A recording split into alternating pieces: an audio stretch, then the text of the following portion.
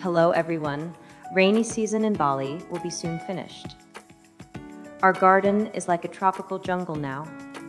Anyway, today's topic is a kind of heavy stuff. Be careful to use double tongues if you cannot use chopsticks nicely. Are you ready? Let's dive in.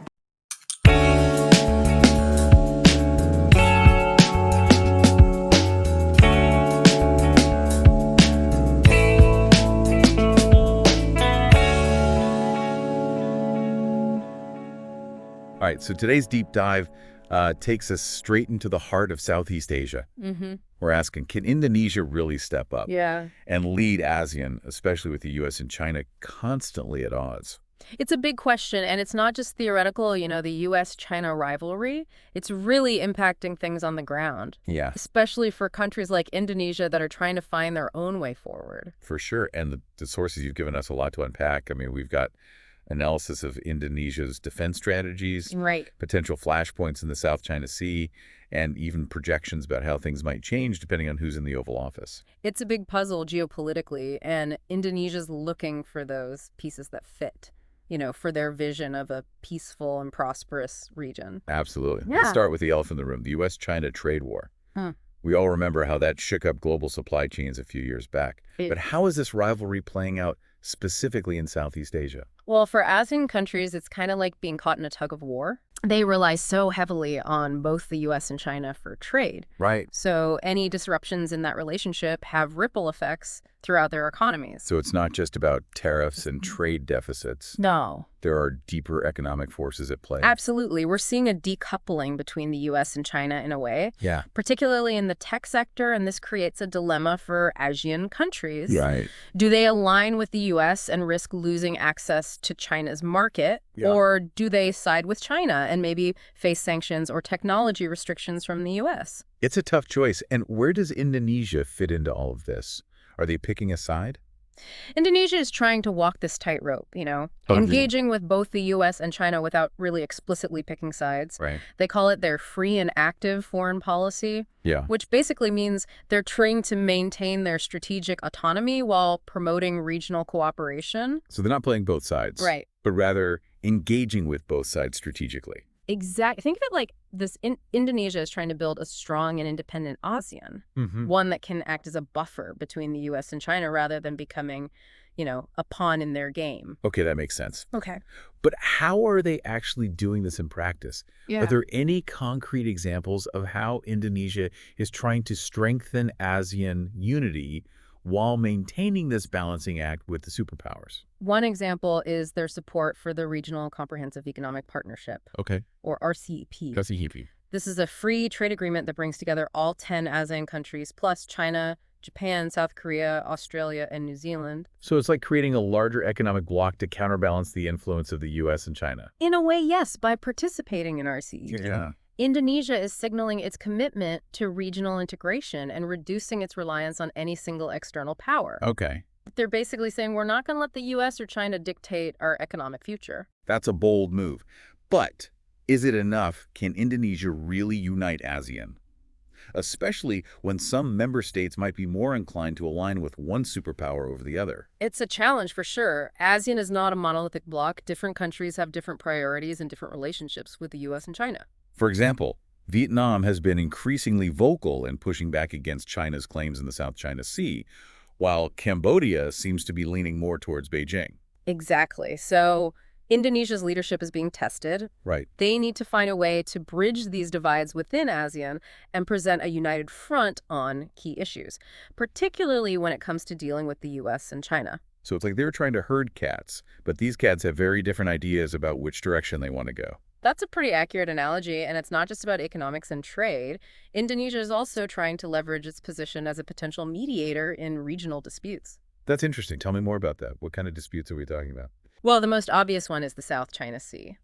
This area is a constant source of tension, with China claiming most of it. And several other countries, including some ASEAN members pushing back Indonesia itself, has some overlapping claims with China around the Natuna Islands. Right. We've seen reports of Chinese vessels venturing into Indonesian waters in recent years. Yeah. So how is Indonesia trying to mediate this situation?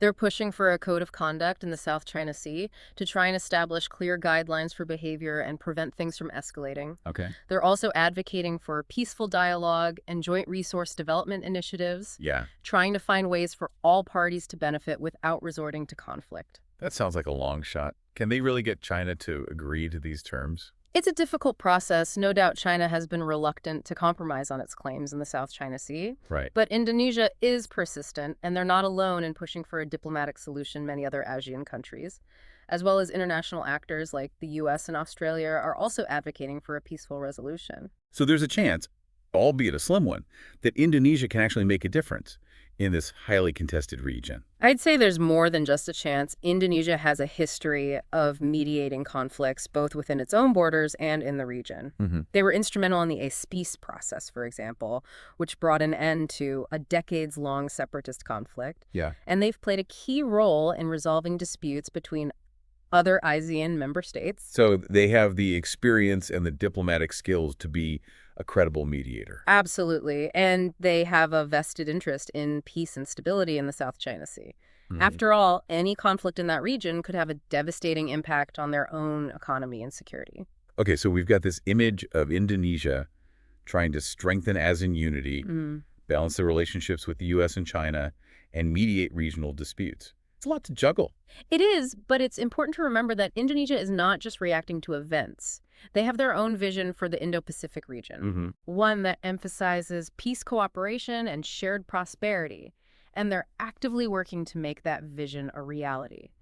And a key part of achieving that vision is their defense strategy. Right, they're not just relying on diplomacy, they're also taking steps to bolster their military capabilities. Exactly. Indonesia knows that in a region as volatile as Southeast Asia, you need to be prepared to defend your own interests.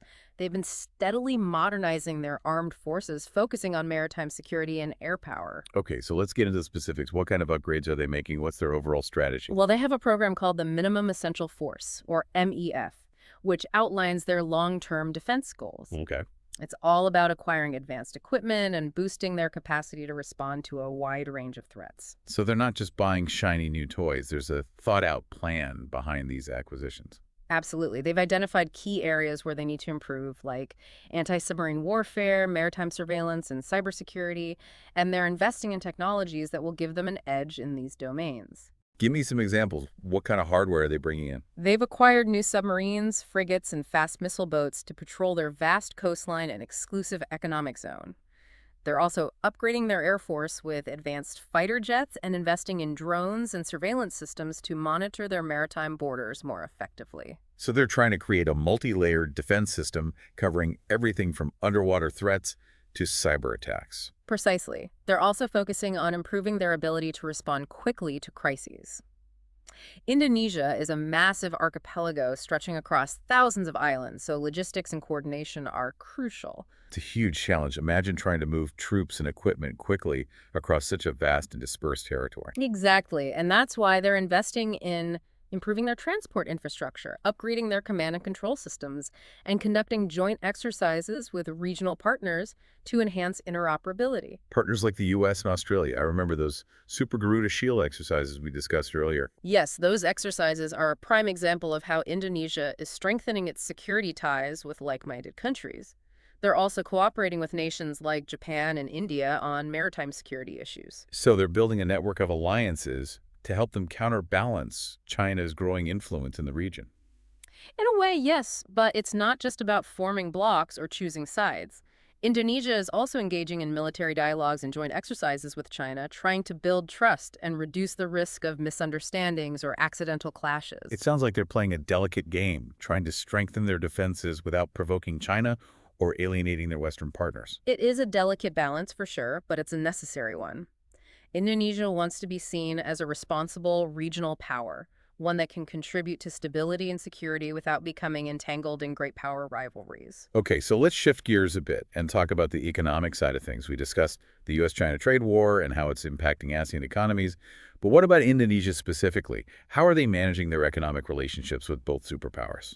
This is where Indonesia's free and active foreign policy really comes into play. They're trying to maximize the benefits of their relationships with both the U.S. and China while avoiding becoming overly dependent on either one. So it's like walking a tightrope between two economic giants. Exactly. And it requires a lot of finesse. Yeah.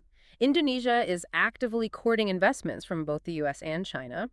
They're welcoming Chinese infrastructure projects under the Belt and Road Initiative, but they're also seeking U.S. investment in sectors like technology and renewable energy. So they're trying to diversify their economic portfolio, spreading the risk. That's a key part of their strategy. They're also looking to strengthen their trade ties with other countries in the region, as well as with partners further afield like Japan, India, and the European Union. It sounds like they're playing the field, trying to create a more balanced and resilient economy. Exactly. And they're also making strategic investments in their own infrastructure and human capital to enhance their competitiveness. Okay, so they're taking concrete steps to reduce their economic vulnerability. But what about the potential for political instability? Indonesia has a history of political upheavals. Could that derail their plans? It's a valid concern. Indonesia has gone through periods of political turmoil in the past, but in recent years, they've made significant strides in consolidating their democracy and strengthening their institutions. So they're in a better position now to weather any potential storms. I'd say so. They have a relatively stable political system, a growing middle class, and a young and dynamic population. Okay, so we've talked about their defense strategy, their economic balancing act, and their political stability. But let's not forget about the human element. What about the Indonesian people? How do they view their country's role in the region? That's a great question.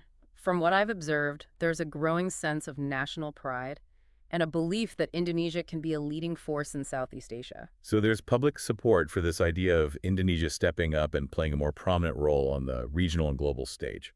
Yes, I'd say so. There's a recognition that Indonesia has a lot to offer. They're the largest economy in Southeast Asia. They have a diverse and vibrant culture, and they've shown a commitment to democracy and pluralism. Okay, that's encouraging. It sounds like there's a sense of optimism and ambition within Indonesia. There is, but of course there are also challenges and concerns. Some people worry that Indonesia is taking on too much, that they're overextending themselves. Others are concerned about the potential for corruption or mismanagement to derail their progress. So it's a mixed bag excitement, tempered with a dose of realism. That's a good way to put it. And it's important to remember that Indonesia's journey is just beginning. They're still figuring out their place in the world, and there will inevitably be bumps along the road. But it sounds like they're on the right track. They have a clear vision, a strong foundation, and a growing sense of purpose. Exactly. And that's what makes Indonesia such a fascinating country to watch. They're a microcosm of the challenges and opportunities facing Southeast Asia as a whole. Okay, so we've covered a lot of ground here. We've talked about Indonesia's defense strategy, their economic balancing act, their political landscape, and even the sentiments of their people. We've explored their efforts to strengthen ASEAN, their aspirations to be a regional leader, and their commitment to charting their own course amidst the U.S.-China rivalry. It's a complex and evolving story, one that's full of both promise and uncertainty. Indeed. And as we look ahead, there are some key questions that remain unanswered. Like whether Indonesia can maintain its neutrality if the U.S.-China rivalry intensifies. Exactly. Or whether they can overcome the internal divisions within ASEAN and present a united front on key issues. And what about the impact of domestic politics? Could a change in leadership alter Indonesia's course? These are all valid questions, and the answers will determine whether Indonesia can truly fulfill its potential as a leading force in Southeast Asia. You know, as we've been discussing Indonesia's role in ASEAN, it's striking how much they're trying to chart their own path. Yeah, it really is. They're not just reacting to pressure from the U.S. or China. They're really actively shaping their own destiny and trying to bring the rest of ASEAN along with them. And it's not just about grand visions either. They're getting down to the nitty-gritty of regional problem solving. Absolutely. A great example is their approach to the South China Sea. We talked about their push for a code of conduct, Right. but they're also taking practical steps to kind of manage tensions on the ground. Okay, give me some specifics. What are they actually doing to prevent things from boiling over? One interesting initiative is their focus on joint development projects with other countries that have claims there. Okay. Instead of fighting over territory, they're exploring ways to share resources and economic benefits. So it's like saying, let's work together instead of fighting over this shrinking pie. Exactly. And it's a smart move. It takes some of the heat out of the dispute and creates incentives for cooperation. Are there any concrete examples of this? Yes. Indonesia's been working with Malaysia on joint oil and gas exploration in disputed areas. They've also proposed joint fishing zones and even tourism initiatives to bring economic benefits to all involved. So they're trying to turn a potential flashpoint into a zone of collaboration. Precisely. And this approach aligns with their broader goal of promoting ASEAN centrality. Right. They want Southeast Asia to be a region of cooperation, not conflict. It's a compelling vision. Oh. But can they really convince all the ASEAN members to buy into this? We've talked about the divisions within the group and the varying levels of alignment with the U.S. and China. It's definitely a challenge. ASEAN has a history of consensus-based decision-making, which can be slow and cumbersome. So getting everyone on the same page could be like herding cats, as we said before. Exactly. But Indonesia is patient and persistent. Yeah. They're using their diplomatic skills to bridge divides and build trust. Okay, so they're working on the ASEAN front. What about their relationship with the U.S.? How are they managing that amidst all of this geopolitical maneuvering? Well, the U.S. has been a long-standing partner for Indonesia. They share democratic values and a common interest in maintaining a free and open Indo-Pacific. But hasn't there been some tension recently? Particularly with the potential return of a certain unpredictable figure to the White House. Yes. His potential return has definitely raised some eyebrows in Jakarta. Yeah. His America First policies and his tendency to disregard multilateralism don't sit well with Indonesia's vision of a rules-based international order. So it's safe to say they're not exactly thrilled about the prospect of him being back in charge. I think that's a fair assessment, but they're also pragmatic. They understand that the U.S. is a major player in the region, and they need to maintain a strong working relationship regardless of who's in the Oval Office. So it's a case of hoping for the best, but preparing for the worst. Exactly, and that preparation involves diversifying their partnerships and strengthening their own capabilities. They're not putting all their eggs in the U.S. basket. Makes sense. So they're hedging their bets. Now, what about China? How are they navigating that relationship? China's a more complex case. They're Indonesia's largest trading partner and a major investor, but there's also a degree of suspicion stemming from China's assertive actions in the South China Sea. It's a classic case of frenemy, friend, and enemy rolled into one. That's a good way to put it. Indonesia's trying to manage this delicate balance by engaging with China economically while also standing firm on their territorial sovereignty. So they're not afraid to push back when necessary. Not at all. They've increased their naval patrols in disputed waters, and they've been vocal in condemning China's aggressive actions. Okay, so they're not just rolling over. They're standing their ground. Yeah. But can they really afford to antagonize such a powerful neighbor? It's a calculated risk. They're betting that China values stability in the region and won't want to jeopardize its economic interests by pushing Indonesia too far. So it's game of chicken on the high seas. You could say that, but it's also a sign of Indonesia's growing confidence. They're no longer content to be a passive player. They're asserting their interests and their vision for the region. Well, this has been a fascinating deep dive into Indonesia's role in ASEAN. They're facing some daunting challenges, but they're also showing remarkable leadership and resilience. I agree. They're navigating this complex geopolitical landscape with a clear sense of purpose and a commitment to regional stability. And they're not just talking the talk. They're walking the walk. Yay. They're modernizing their military. They're strengthening ASEAN. They're mediating disputes. And they're building a more resilient economy. It's an impressive performance, and it makes you wonder, can they sustain this momentum? Can they truly lead ASEAN through this geopolitical storm? That's the million-dollar question, and only time will tell. But one thing is clear. Indonesia is a country to watch. They're a rising power with a bold vision, and their success or failure will have a profound impact on the future of Southeast Asia and beyond.